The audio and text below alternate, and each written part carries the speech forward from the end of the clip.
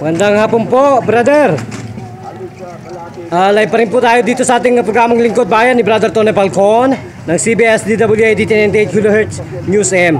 Ano po ang tinawag at nilapit sa ating programang ito at kayo po ay pandaki nagkaroon po ng simpatya at tiwala sa ating programang ito na subukan ang aming pong mahimalang gamutan gamit po ang Yusguang Therapy Gerontologist Mental Martial Arts. Ano po ang naging sakit, brother?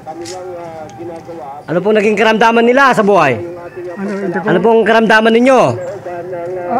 Karamdaman po, naging sakit ninyo? Sakit? Opo. Tainga. Bingi. Bingi po kayo. Okay. Rayuma. Okay. Nasaan na po yung rayuma ninyo ngayon? Yan. Hindi pa yan. Pero pag sumakit yan, hindi ako nakakalakad. So ano pong pakiramdam ninyo sa therapy ngayon? Gano'n po kaginawa yan? Gano'n po kaginawa, brother? Ha? Gano'n po kaginawa yan?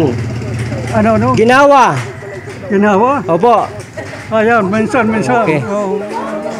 So, nasaan na po yung panlalabo ng inyong mga mata? Oh, yan. Malabo yan. Minsan lumuluha. So, ngayon po, gano'n po kalinaw ngayon yan? Oh, Malinaw na po ba ang mata? medyo nabawas-basan yung... Okay. Medyo malabo. Medyo nakakakita ng Kita na po. Okay. So, magpakilala po sa bansang Pilipinas at sa buong mundo. Ano pong tunay na pangalan?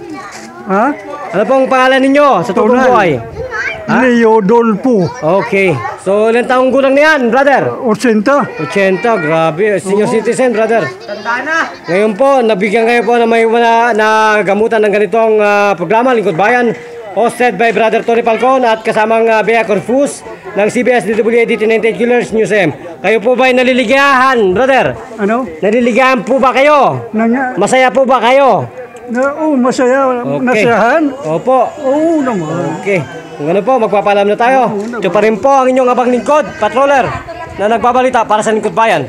News AM, bida kasamang Tony Falcon.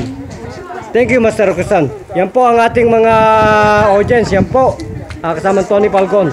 So, brother, ano pong nasasaksiyan ninyo?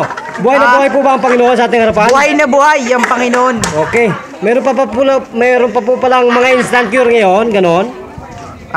Ano naman? Instant cure, ganon? Meron bang instant cure na nakikita ka ngayon?